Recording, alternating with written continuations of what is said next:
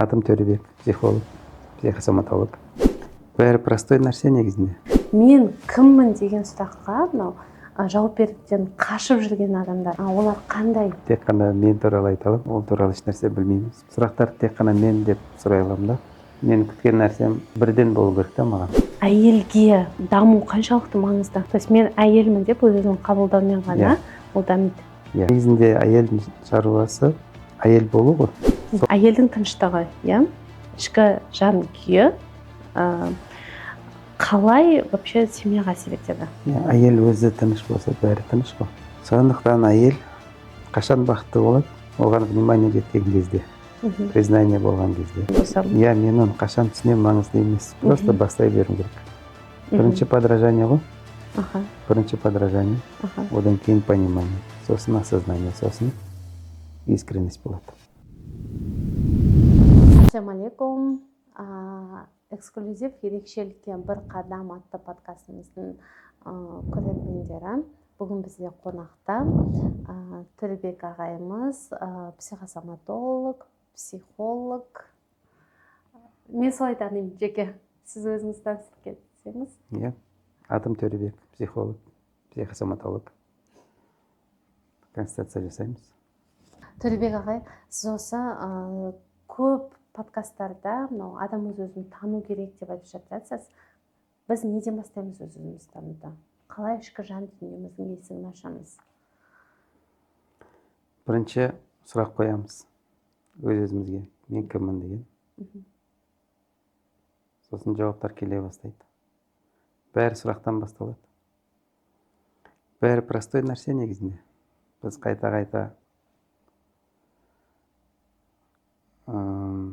сұрақ қоя берсек, жауаптар келе береді. И ойлана бастайды, ойланғаннан кейін жауаптар келе бастайды. Мен кіммін деген сұраққа жауап беруден қашып жүрген адамдар, олар қандай? Негізінде олар туралы әңгіме айта алмаймын. Тек қана мен туралы айта аламын. То есть біз біреу туралы сұраған кезде біз жауап ала алмаймыз. Ол туралы еш нәрсе білмейміз. Поэтому сұрақтар тек қана мен деп сұрай аламын да. Ал негізі өз-өзін дайын емес адамдар өз-өзіне сондай сұрақ қоя алмайды ма? Қашан ол дайын болады белгісіз. Қашан піседі, қашан келеді. Әркімнің уақыты бар ғой келетін. Сондықтан бәрін тартудың да қажет жоқ. Менің главный өзім соған келсем. Мендегі нәрсе айналама әсер етеді.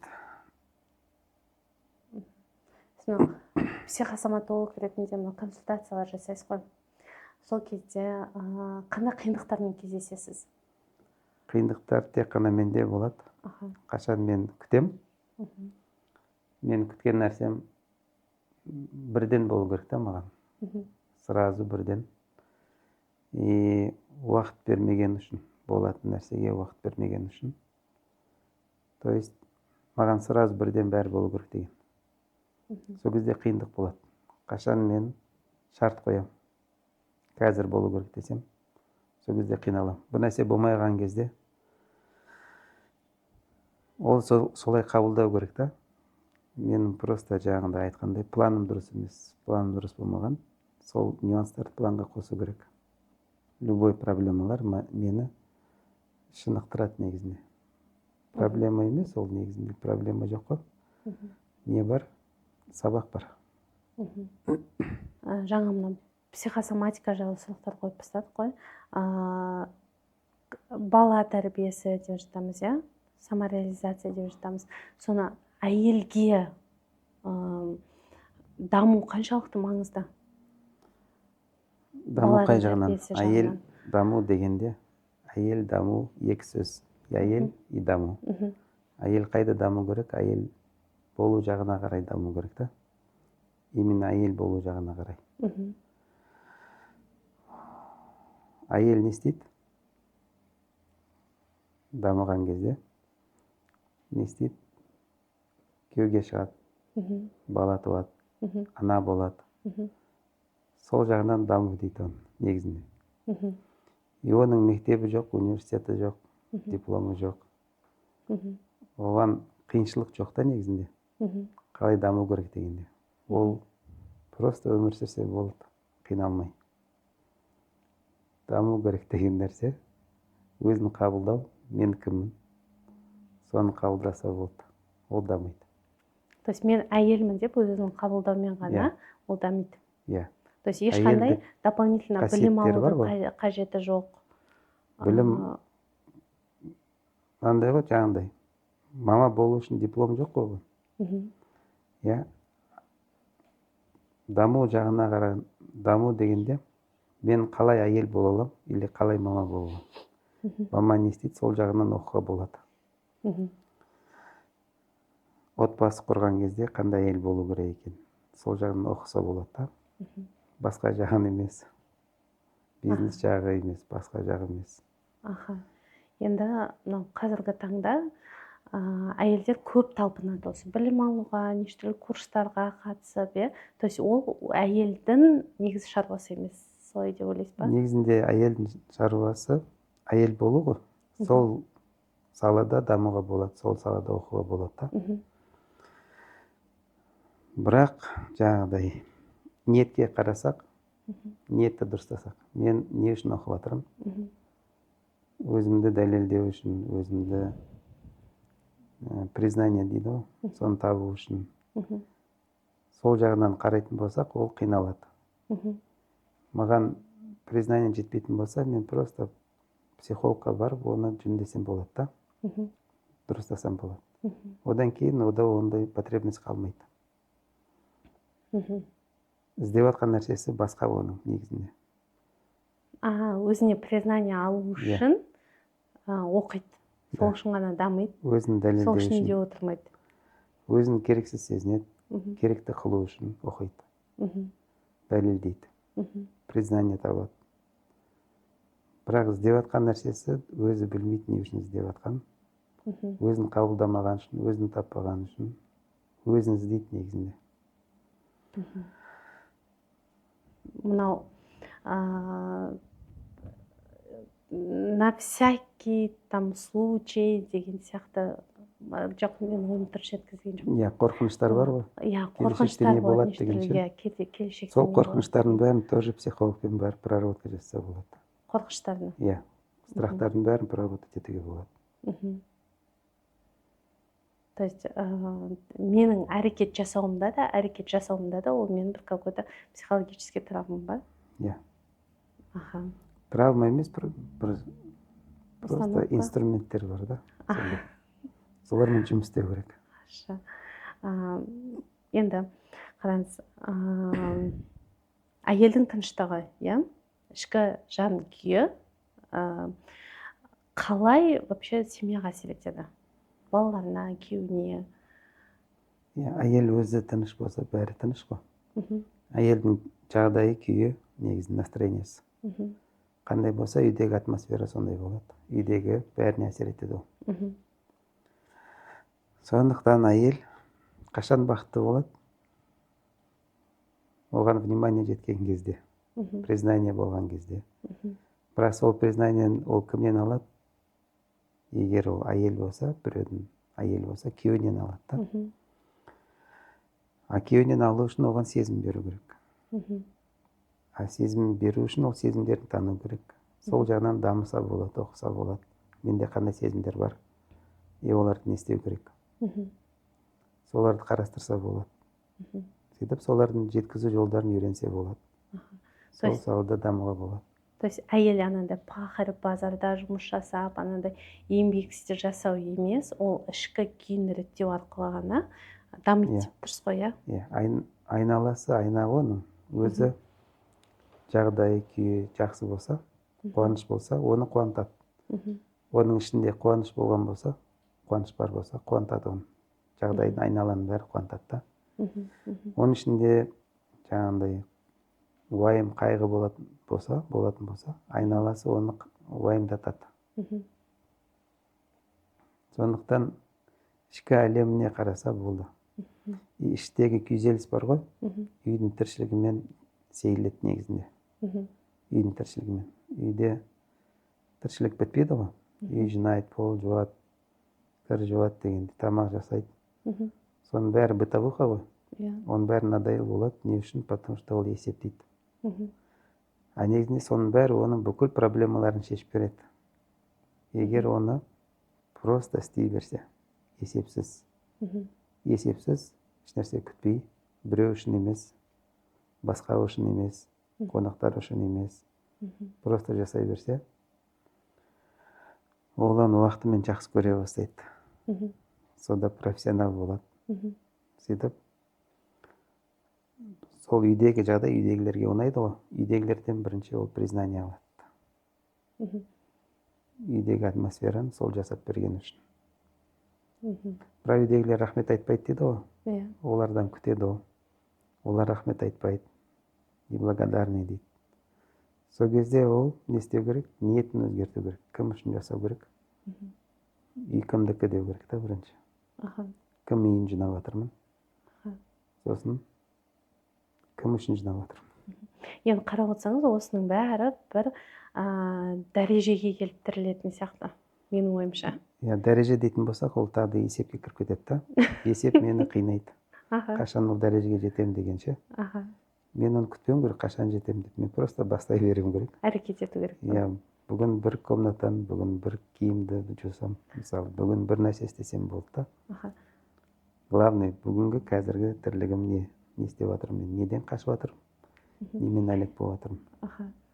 Енді бұл сіздің айтып отырғаныңызша, мынандай, соны түсінген осознанный аудиторияға келеді да, ше?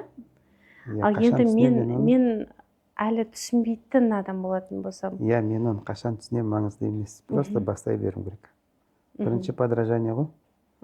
Бірінші подражание, одан кейін понимание, сосын осознание, сосын искренность болады. Менде сразу искренность болмайды. Енді сіз психосоматолог ретінде, консультациялар барысында ең ауыр бір сондай ситуациялар болды ма? Ең ауыр деген тоже есеп қой. Ол да есеп. Ешнәрсе есептеген емес. Сол кезде ауыр болмайды. Есептейтін болсаңыз ауыр болады. Есеп бізді қинайды. Есеп ол ожидание. Жеңіл десем де ол да есеп болады ма сонда? Жоқ, негізінде бәрі жеңіл. Ол бізге тек жеңілдік береді да. Мысалы, мен өткен шақты есептейтін болсам, сонымен өмір сүретін болсам, қиын болады, жүк болады маған. Соларды көтеріп жүретін болсам, мен өмірімде ең ауыр, ең қиын деген нәрсені есте сақтап жүретін болсам, мен сол қиыншылықта, сол жерде өмір сүретін болам да. Бірақ мен бүгін маған берілген жаңа күн бар ғой. Менде жаңа күн бүгін. Мен бүгін жаңамын, мен бүгін басқамын. Бүгін менде тамақ басқа, адамдар басқа. Бүгін менде уақыт басқа, настроение басқа, бүкіл сезімдер басқа. Мен бүгін басқамын, бүгін күн басқа. Негізінде жаңа күн берілген да маған. И сол күнде маған ескі күн қажет емес. Маған бүгінгі жаңа шанс берілген. Не істей аламын? Бүгін не істей аламын мен? Просто ләззат ала аламын ғой бұл күннен ше. Бұл күн қызық қой, кешеге қарағанда. Кеше мен бәрін өтіп қойдым. Бүгінгісін өтпедім, бүгінгісі маған қызық. И бүгін не істей аламын? Соған мән берсем, мен өткен шақта қалмаймын да. Сол кезде мен осы жерде өмір сүремін. Здесь и сейчас дейді в моменте. Сол барлық жағдайды қолдана аламын да. Сіз енді адам ретінде осындай осознание қай уақытта келдіңіз? Тағы да есеп қой, қай уақытта келдім. Жоқ, бір ситуацияға келеді. Мен әлі жолдамын. Маған күнге жаңа күн беріліп жатыр ғой. Ол жаңа күн жаңа сюрприз болады. Жаңа сабақ болады. Жаңа сезімдер болады. Жаңа ләззат болады. Соның бәрі есеп емес ол негізінде. Қашан деген нәрсе жоқ та ол жерде. Мен просто күнде жаңа нәрсемен кездесіп жатырмын, қарсыласып жатырмын. Жоқ, қарсы алып жатырмын жаңа нәрсені. И бұл процесс, ләззат, есеп қажет жоқ ол жерде. Сонда мен өзіме қашан, қай кезден бастап, не үшін деген сұрақтар қоймаймын. Да. Қандай сұрақ қоямын? Мен қазір не істесем болады? Не сезіп жатырмын? сондай сұрақ қойсам болады. Мен кіммін? Қайда бара жатырмын? Кім үшін? Деген сұрақтарды қоя берсем болады да. Ештеңені ауырлатпай жеңілдігін. Еш нәрсе ауыр емес, негізінде есептемесе. То есть бізде проблемалардың бәрі сол есеп пайда болған кезде ғана пайда болады ма? Иә, есеп мені қинайды да. Есеппен біз планды шатастырамыз. Есеп басқа нәрсе, ол план басқа нәрсе. Мен бір нәрсе пландаған кезде ойыма келген нәрсені жазам ғой. Ойға келген нәрсе Алладан, мен оны жазам. Жазғаннан кейін бұл маған бір график сияқты болады да. Оны просто орындай берем. И планым дұрыс болмай қалса, мен қалып кеткен мелочьтарды қоспаған просто. Солар уақыт алады да. Солар уақыт алады. И соларды келесі жол соларды қосамын, планым дұрысталады. Бұл проблема емес, бұл сабақ. Дұрыс жоспар, дұрыс стратегия құру, иә? Мысалы жаңағыдай. Простой пример айтайын, қазіргі болыватқан нәрсе да. Именно бүгін болыватқан нәрсе. По плану болған жоқ, мысалы да. Потому что нюанстар қалып кетті. Нюанстар. Жаңағыдай. Флешка толып қалды. Я камера болмай қалды, бір нәрсе болмай қалды. Бұның бәрі инструменттер, которые мен планға қоспағам. Келесі жол бұны мен түсіндім ғой, планға қосуға болады. Сол кезде уақыты дұрыс шығады. И бұл проблема емес, бұл сабақ. Бұны осылай қабылдау керек. Егер мен бұлай қабылдамасам, мен ренжимін, ашуланам. Жаңағыдай.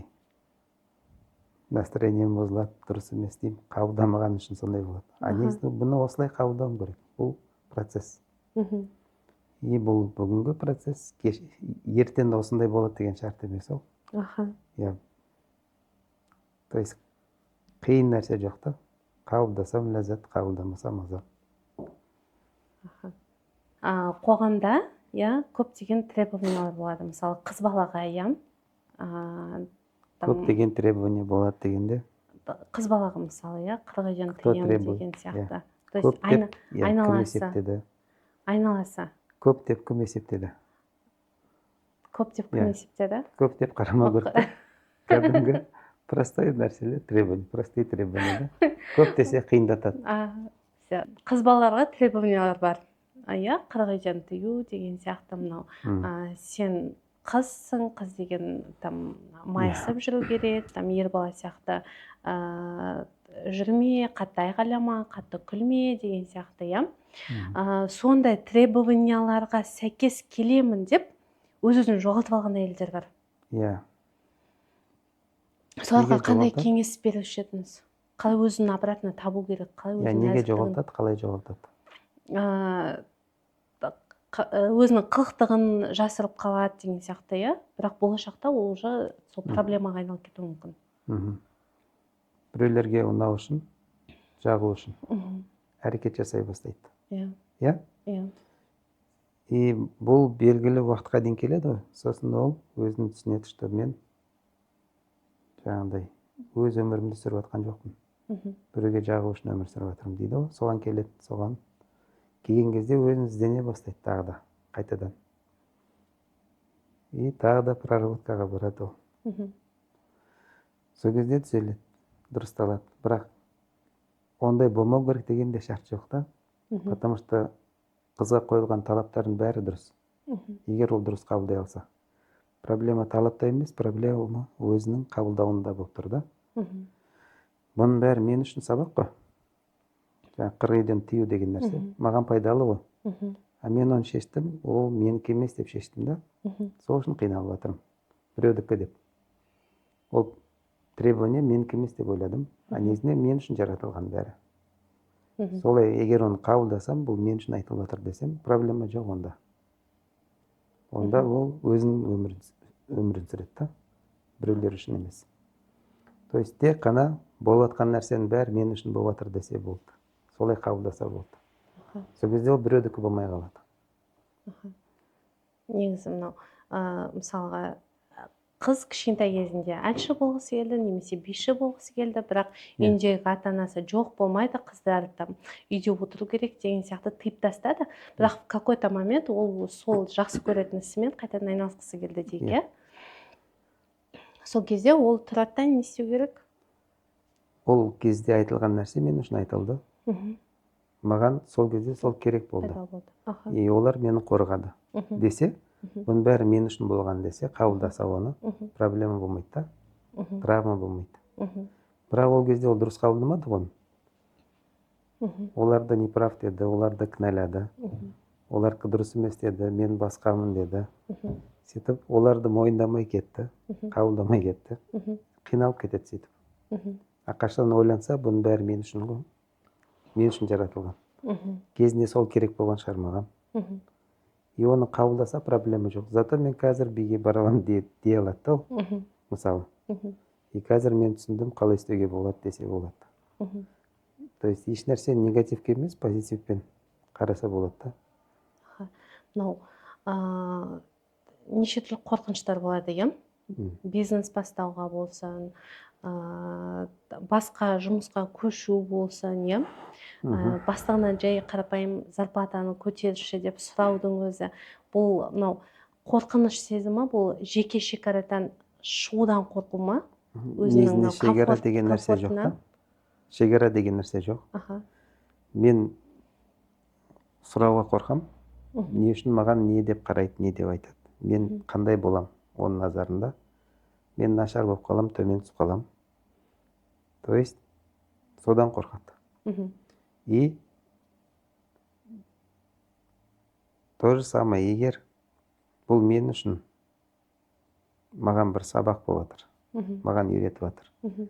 Менде қандай комплекстер бар екенін көрсетіп жатыр бұл жағдайда. Мгм. И осыларды мен түзете аламын. Бұл маған пайдалы деп қараса да болады. И соларды түзетуге болады. Мгм.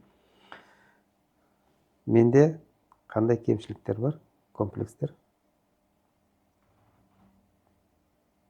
Сол сұрақтарды обнаружить етті ғой, сол арқылы ше. Мгм. И ол сұрақтармен жұмыс істесе болады. Мгм. Жаңағыдай тоже ең қысқа жол проработкадан шығады да ол сұрақтардың бәрі. Аха. Или же оған долгий процесс, постоянно ойланумен келеді. Мгм. Мысалы мынау. Неден қорқамын деп сұрақ қояды. Менде не бар деп. Аха, Иә. рахмет, рахмет. Жаңадан бері мына проработка деп айтып жатсыз ғой. Негізі маманның көмегінсіз проработка жасауға болады ма жалпы? Долгий процесс болады, иә. Аха, болады. Мен бірақ оған осы. өзім ойланып, оқып келуім керек та. Жаңағыдай тісім ауырса 7 жыл оқуым керек, зубной врачқа барып, сосын өзім жөндеуім керек та оны. Мгм. Сол сияқты. Просто зубнойға барсам болады ғой. Мгм.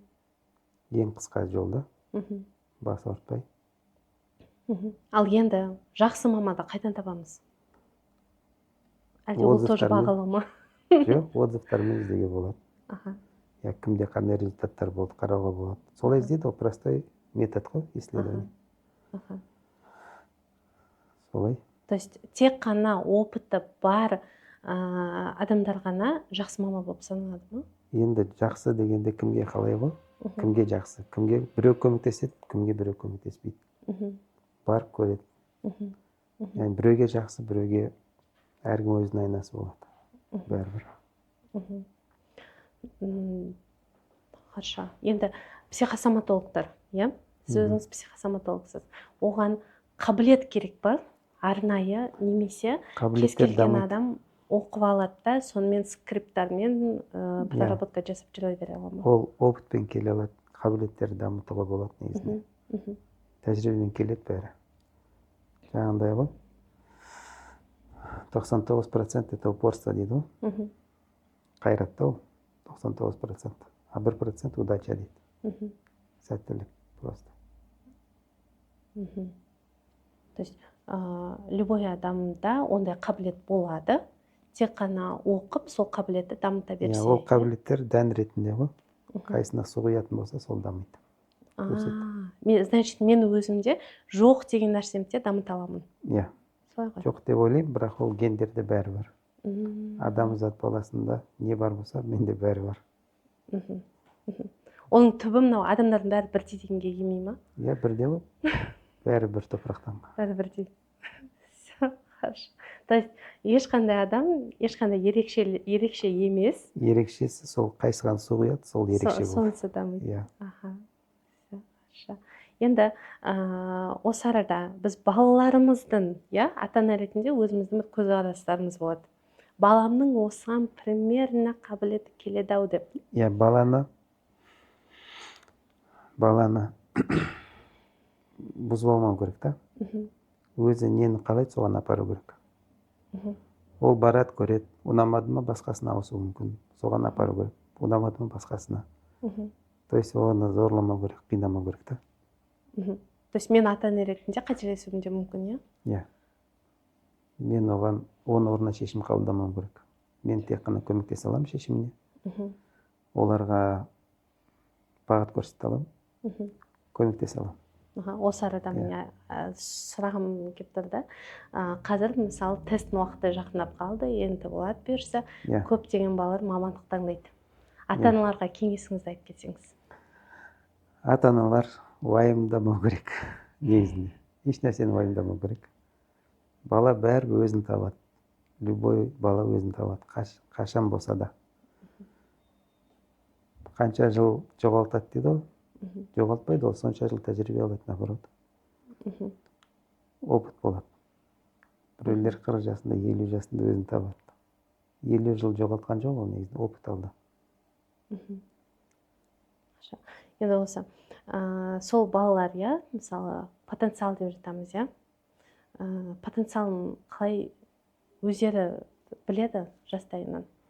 Қалай оны сезінуге болады? Білмейді, өмірінде көреді потенциал. Тек қана тәжірибемен келеді ма потенциал деген? Просто басында оған мешать етпеу керек. Оны баланы ұрыспау керек, ұрмау керек, бұзбау керек. Оны орнына шешім қабылдамау керек. Ой өрісін дамыту керек, сұрақ қою арқылы. Қандай сұрақтар? Сұрақ қойған кезде мен деп сұрақ қою керек тоже. Сен деп қоймау керек. Мен деп қою керек.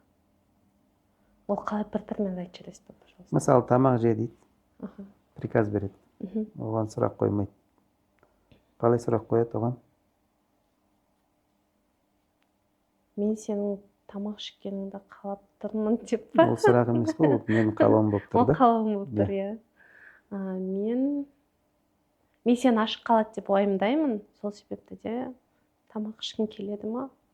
Келеді ма деп, ол сен болып қойылады да сұрақ. А мен деп қою керек. Қалай қояды? Мен сені уайымдаймын. Сұрақ? Сені ашық қалады ма деп. Сұрақ? Деп па? Сұрақ. Тамақ же деудің орнына не деуім керек? Қарның аш емес па? Ол сен ғой, қарның аш емес па деген. Тағы да сен ба? Мен деп сұрау керек. Ол қалай сонда айтып жүріңізші. Вообще миым жетпей отыр, честно. Мен тамақ салып берейін ба деп. Одан сұрау керек, ол шешеді. Керек па, керек емес па, ол шешеді. Иә, сол кезде ол жеке тұлға болады, дамиды да, ол мен орныма шешпейді, маған мән береді деп ойлайды адамдар. Балаша. Сол кезде ол шешетін болады.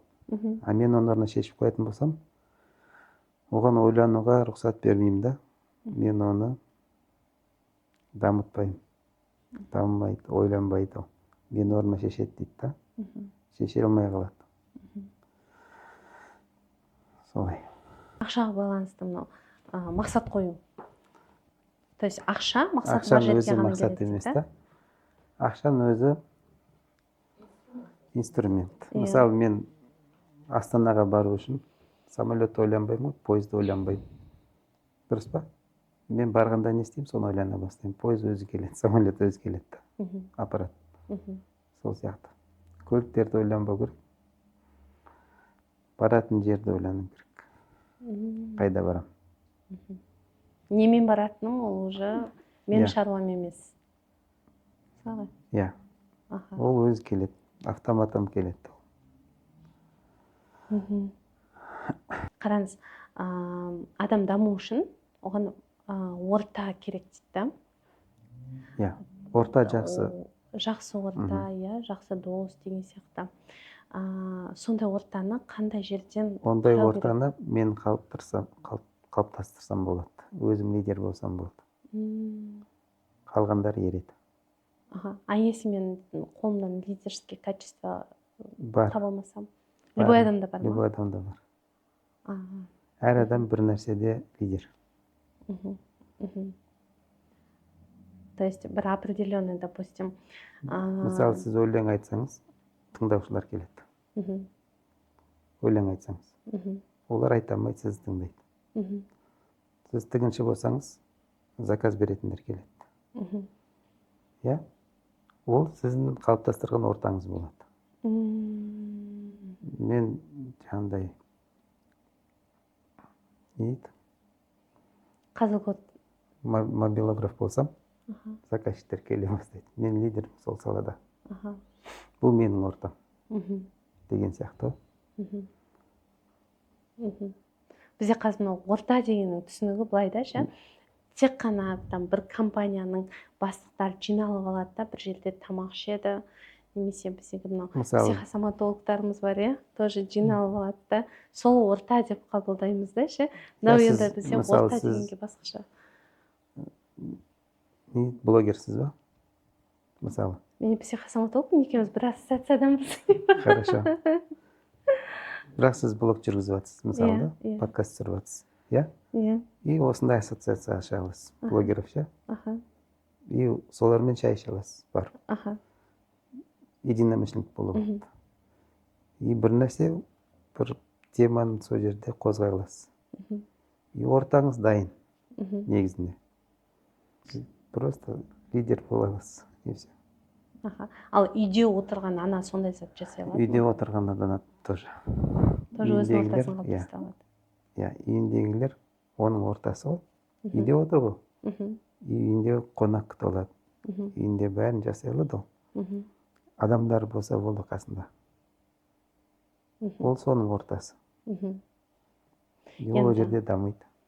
Осы моментте сұрақ қойғым келіп тұр. Қайырлы орта, қайырсыз орта деген болады ма жалпы? Болады, егер ол запретный болса. Қалай сонда? Недозволенный нәрселермен айналысатын болса. Рұқсат емес.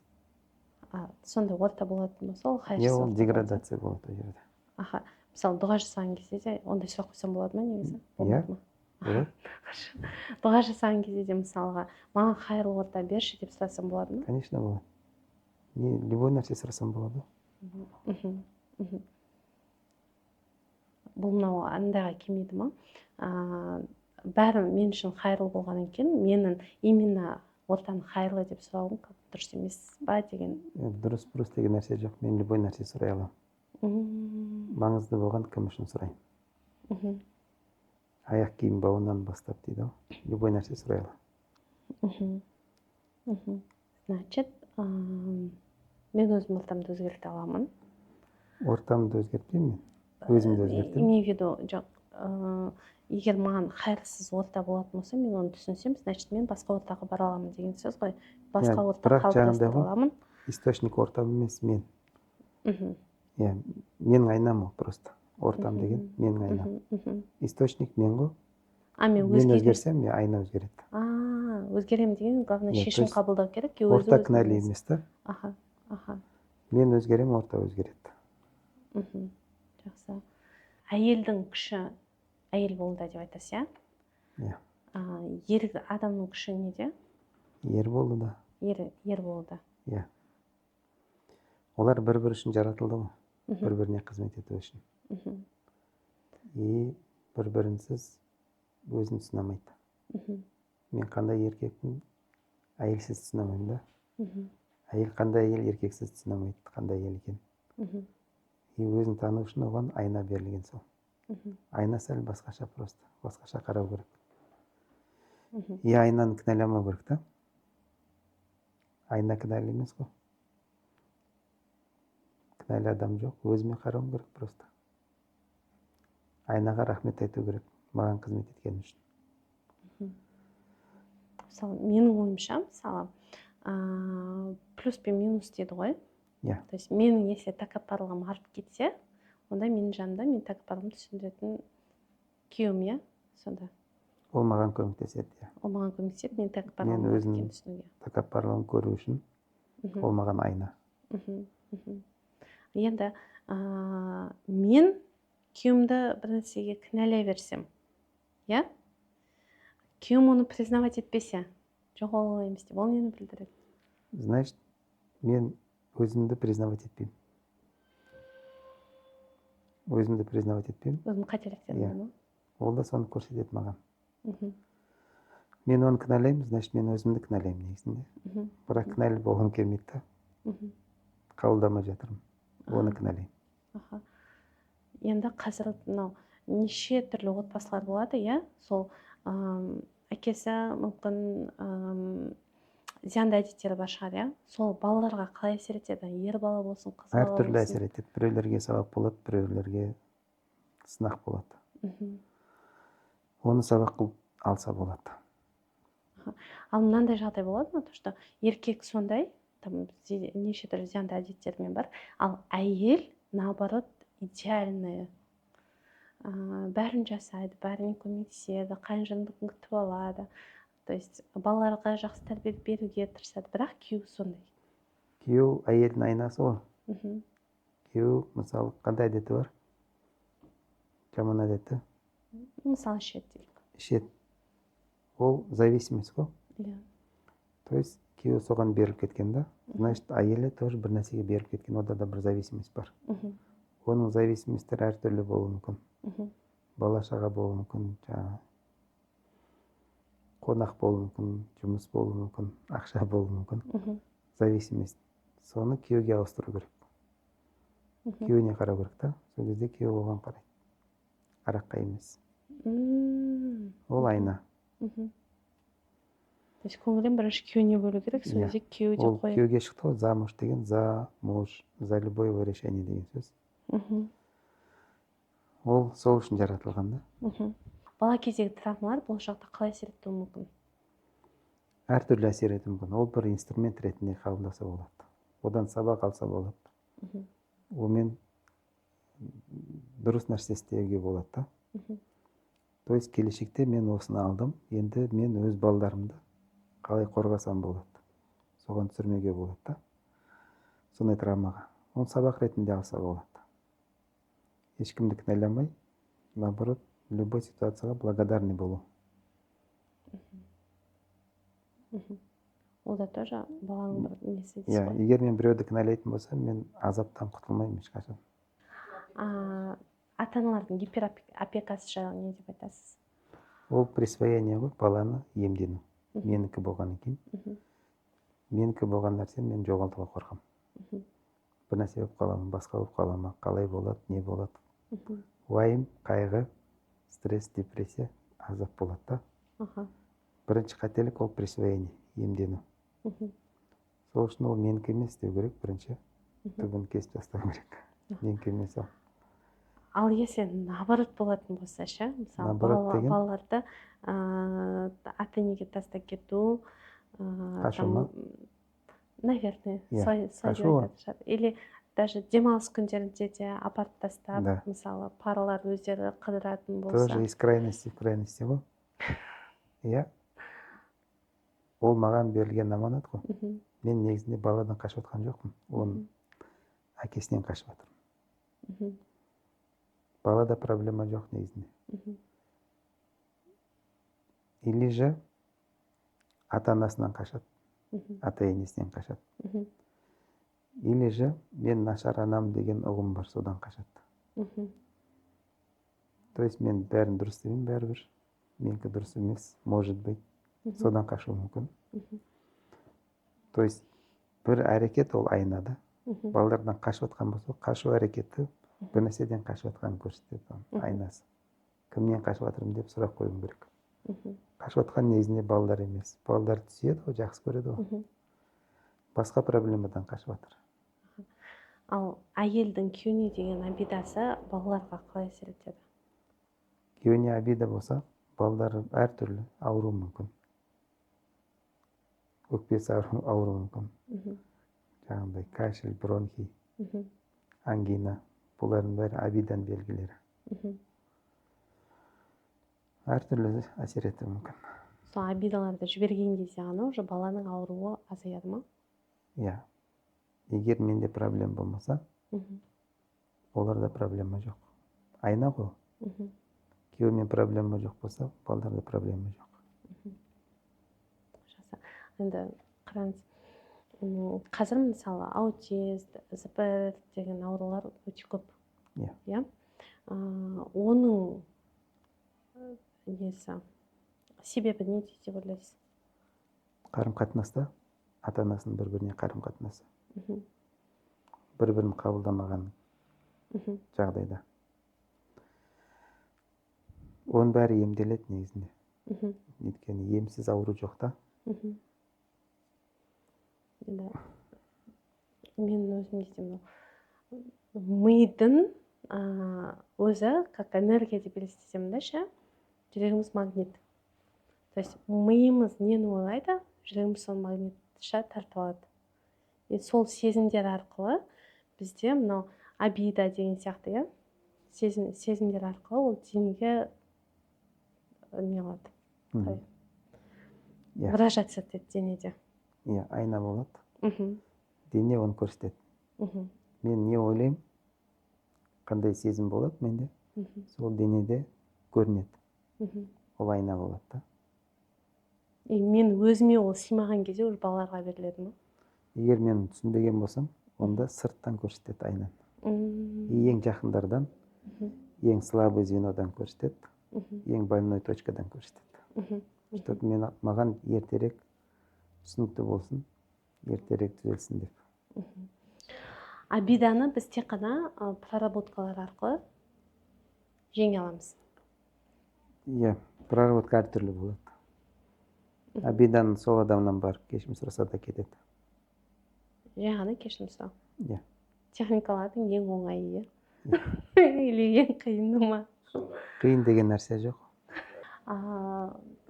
Құрметті көрермендер, бұйырса 21 маусым күні болатын эксклюзив коучингында бізде Төребек ағай спикер болады, және де сол жақта біз психология, психосоматика, жан-жақты травмалар, обидалар туралы айтатын боламыз, иә? Сіздің тематикаңыз сол болады ғой, бұйырса. Және де соның біздің өмірге деген әсері, иә?